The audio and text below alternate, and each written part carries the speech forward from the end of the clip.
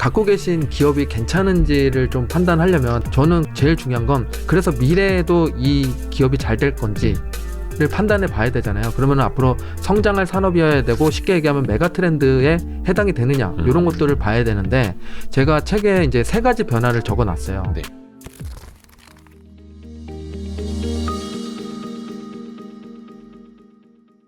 그 투자 조언 네. 또 몇 가지를 좀 해주셨는데 성장 기업과 메가 트렌드 3가지를 꼽아주신 게 있어요. 예. 요거는 좀 어떤 조언인지. 우선은 갖고 계신 기업이 괜찮은지를 좀 판단하려면 단기적으로는 당연히 지금의 과거의 재무제표를 보고 앞으로 분기마다 나올 거를 확인을 하는데 저는 그 중에서도 제일 중요한 건 그래서 미래에도 이 기업이 잘 될 건지 를 판단해 봐야 되잖아요. 그러면 앞으로 성장할 산업이어야 되고 쉽게 얘기하면 메가 트렌드에 해당이 되느냐 이런 것들을 봐야 되는데 제가 책에 이제 3가지 변화를 적어 놨어요. 네. 그래서 이거를 말씀드려 볼 테니까 내가 투자하고 있는 방향이 좀 맞는지 혹은 이런 변화처럼 내가 투자하는 기업들도 그런 변화를 겪고 있는지를 확장해서 생각하시면 좋을 것 같아요. 하나씩 말씀드려 볼게요. 네. 첫 번째는 인구 변화예요.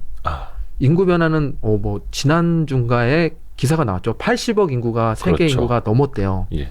그 말은 인구는 계속 증가하고 있다는 거고 그 중에서 이제 두 국가가 이제 가장 많은 비중을 차지하는데 그렇죠. 중국과 인도잖아요. 예. 우리가 중국이 G2까지 올라올 수 있었던 거는 인구의 역할이 상당히 컸어요. 그럼요. 그 사람들이 이제 당연히 이제 세계 이제 제조업이라고 할 수 있을 정도로 거기서 아웃퍼폼을 내줬으니까 그런 거고 그러면 중국은 이미 올라왔으니까 그 다음을 보려고 했더니 인도인 거죠. 그렇죠. 인도가 이제 내년이면 중국의 인구를 뛰어넘는다는 얘기가 나오고 있으니까 매력적이네라고 볼 수가 있는데 더 괜찮은 건 그 연령층을 보면 20, 30대 연령이 상당히 두터워요. 인도가. 젊은 층이. 네. 그래서 이제 앞으로 더 노동의 가치가 거기에 이제 포커스 맞춰질 확률이 높은 거죠. 그러면 이제 제조업이 중국에서 인도로 옮겨가는 거 아니냐 생각이 들죠. 네. 실제로 애플도 중국에서 인도로 많이 공장을 갑니다. 옮겼고 우리나라 뭐 삼성, LG도 마찬가지고. 그러니까 모든 기업들이 이제 글로 가기 시작을 했어요. 그렇다는 건 이제 그 나라가 이제 제조 기반의 산업들이 더 굳건해질 거는 당연히 인지하고 있는 거니까. 네. 그러면 장기적으로 봤을 때 이 국가 자체는 높아질 거란 말이에요. 그러면 당연히 투자 가치가 있죠. 그래서 이런 측면으로 보시면은 한국에서 이제 ETF로 투자할 수 있는 게 이제 인도 니프티라는 게 있고 네. 미국에는 INDA라는 ETF가 있어요. 인도 시장을 투자하는 거죠. 지수를. 이런 식으로 투자하시는 게 좋을 것 같고요. 그게 아니라 나는 좀 더 디테일하게 기업에 투자하고 싶어 하면 제가 그 전에 분석했던 거 보면 우선 지금 발전하고 있는 게 백색 가전이 많이 발전을 해요. 인도에서요? 네. 인도에서 지금 우린 냉장고가 다 있는데 인도는 냉장고가 보급이 다 되진 않았어요. 한 반 좀 넘게 60, 70%가 되는데 원래는 토기 형태 우리가 이제 김치 냉장고 같은 형태를 쓰셨대요. 옛날에 우리나라 땅 파서 김치 네. 굽듯이. 토기 형태로 쓰셨는데 이제 전기를 꽂기 시작한 거죠. 그래서 그런 식으로 냉장고, 에어컨, 세탁기 이런 류가 이제 들어가기 시작한 거예요.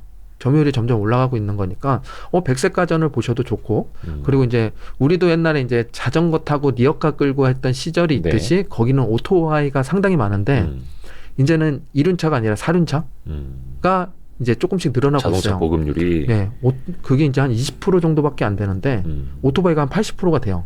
이제 이게 바뀌어 나가겠죠. 예.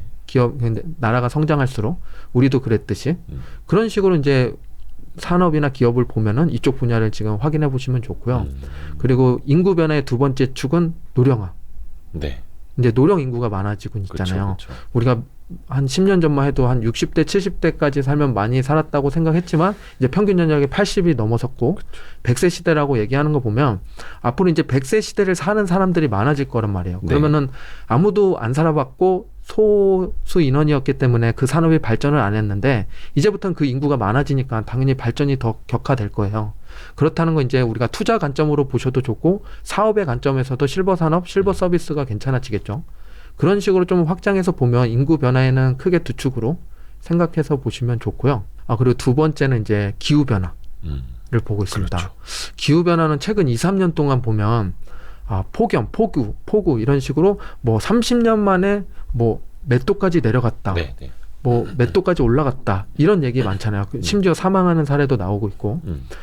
이게 이제 온실효과가 온실가스를 많이 내보내다 그렇죠. 보니까 지구 온도가 올라가고 이런 효과 때문에 그런 건데 그래서 우리 밑에 지방 가면은 이제 바나나도 재배할 수 있게 맞아요. 예. 바뀌었어요. 그 말은 농업이 바뀌고 있는 거잖아요. 기존에 하고 있던 농업이 아니라 다른 농업을 해야 되는 시기가 올 수도 있고 그래서 농업에서 이제 더 굳건하게 하기 위해서 그런 쪽 개발도 많이 하고 있는 추세고 그러면은 원천적으로 이제 이런 거를 방지하기 위해서는 탄소를 줄여야 되는데 그래서 대체 에너지 나오고 친환경 에너지가 나오고 있는 거죠.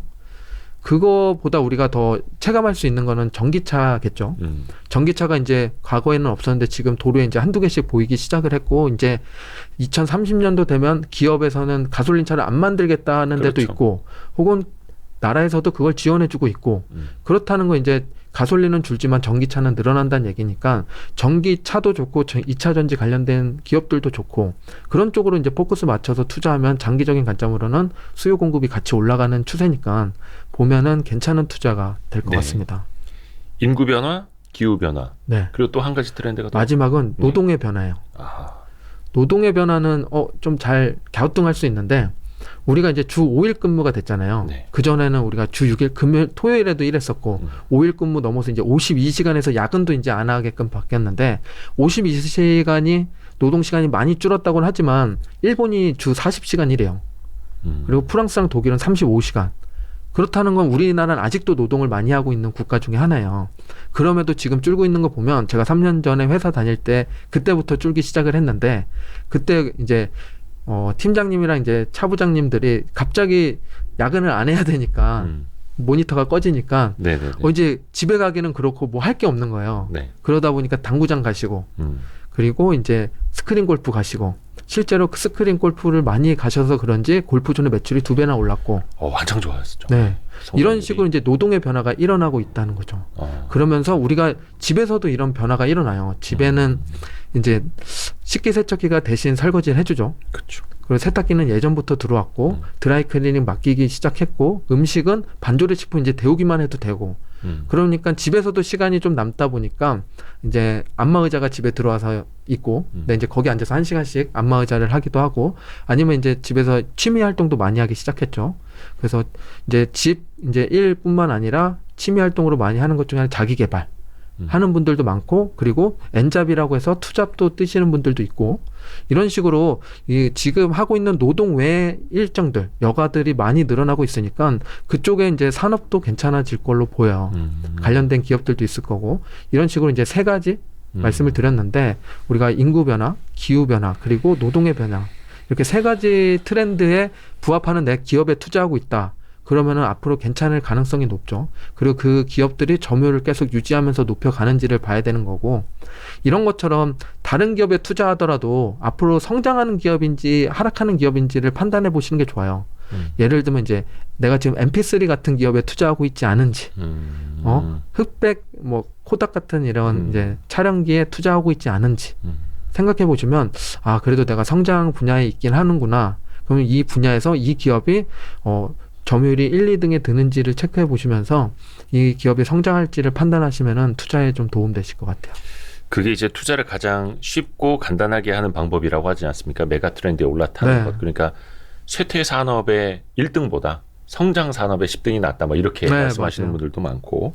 근데 이렇게 말씀해 주신 인구 변화, 기후 변화, 노동의 변화. 어떻게 보면 우리가 많이 느끼고 있는 건데 깜빡깜빡 하는 거일 수도 있고 또 일상을 계속해서 관찰을 하면 또 그 기업이 보이는 분야이기도 하고요. 뭐 대표적으로 뭐 노동의 변화다. 그러면 뭐 로봇 관련주도 될 테고. 근데 이게 사실 투자 대상 기업으로 또 여기 한 칸 더 밑으로 내려가면 네. 그때부터 막 복잡해지잖아요. 맞아요. 그래서 계속해서 ETF나 이런 걸 그죠. 말씀해 그런 주시는 테마 거고. ETF를 투자하셔도 좋고요. 네. 좋습니다. 그래서 성장 기업과 메가 트렌드 3가지 이야기를 좀 들어봤고 앞부분에 저희가 배당 네. 이야기할 때 이 배당주에도 함정이 있다라고 오늘 먼저 좀 띄워드렸는데 책에도 그걸 쓰셨어요. 배당주 나아가서 귀족주, 네. 뭐 왕족주라고도 불리는 그 배당주에도 함정이 있다. 그렇죠. 예. 저도 맨 처음에는 50년 이상 배당을 늘려온 왕족주면 믿을만 하겠다고 투자를 했었는데 네. 거기에도 이제 다 좋은 친구들은 아니더라고요. 그래요? 네. 나쁜 친구도 있어요. 거기. 예, 나쁘다긴 그렇고 좀 이제 나름 성적이 좀 떨어지는 친구죠. 성적 떨어지는. 예. 그래서 한 예를 들면 왕족주가 이제 50년 동안 배당을 늘린 기업이잖아요. 그 중에 이제 탑5에 드는 기업 중에 하나가 65년 동안 늘린 기업이 있어요. 에머슨 일렉트로닉이라고 그 기업은 이제 배당 과거 10년 동안 성장률을 봤더니 2.3%밖에 안 돼요. 그러니까 이거는 기업의 매출이나 이익 성장이 아니라 네. 배당금을 얼마씩 계속 높여주는가. 네, 그죠. 그러니까 100원이 나왔으면은 그 다음엔 102.5원 이런 식으로. 그렇죠. 네. 그 말은 제가 이제 50년 전에 짜장면 사 먹을 금액을 받았다면 지금도 짜장면 사 먹을 금액밖에 못 받는 거예요. 배당을. 네. 우리가 그것도 좋지만 당연히 꾸준히 나오는 것도 좋지만 그렇죠. 네. 지금은 50년 전엔 짜장면 먹었으면 지금은 소고기 값은 나와야 되는 거 아니야라는 생각을 해야 좀 더 발전 있는 투자가 되잖아요. 그렇죠. 그래서 배당 성장률도 인플레보다 더 높은 게 좋으니까 우리가 이런 함정, 배당을 오래 줬다고 좋은 게 아니라 그 오래 준 것 중에서도 성장을 더 격하게 꾸준히 하는 친구를 투자하는 게 더 매력적인 거죠. 그래서 그 연수의 함정에는 빠지지 않는 게 좋습니다. 단순히 뭐 20년 연속, 50년 연속 배당금을 늘려줬다라는 게 아니라 네. 배당금을 늘릴 때 과연 얼마나 더 높여줬는지. 네. 귀족주의 정의가 몇 년 이상이죠? 그 25년이요? 귀족주가 배당을 25년 연속 이상. 증가를 시킨. 네, 그죠. 왕족주는 50년 이상. 네. 아, 부럽다. 그런 기업들이 우리나라에도 좀 있어야 되는데. 그렇죠. 또 배당주 같은 경우에는 이거를 이제 장기 투자한다고 이제 사놓고도 네. 배당 락이라는 게 있지 않습니까? 네. 그러니까 기업도 어느 정도 성장은 해줘야 하는데 네. 사실은 배당만 받는 것도 좋지만 약간 시가평가를 해봤을 때 나에게 손실로 계속 찍히고 있다. 그럼 또 한쪽이 굉장히 좀 아련해지지 않습니까? 아, 그죠. 그건 좀 어떻게 하고 있어요? 그게 지금 배당주의 함정 두 번째가 그건데요. 배당을 많이 준다고 그냥 좋은 기업은 아니잖아요. 네. 지금 10%의 배당 준다고 들어갔는데 1년 뒤에 봤더니 뭐 주가는 30% 떨어졌어. 그러면은 플러스 마이너스 하면 마이너스 20%니까 그렇죠. 한 2년을 더 갖고 있어야지 배당으로 이제 원금이 채워지는 형태잖아요. 그렇죠. 그럼 제가 앞으로 2년 동안 원금을 목표로 투자하면 진짜 가슴 아픈 투자가 되니까 당연히 배당주에 투자할 때 고배당보다는 지금 그 배당 기업이 성장하는 산업에 있는지를 또 봐야겠죠. 그리고 글로벌한 산업인지, 인플레를 이길 만큼 돈을 버는지. 코카콜라도 보면 가격을 잘 올리잖아요. 네. 그런 점유율이 있고 브랜드 파워가 있는 기업인지 봐야지 되겠죠.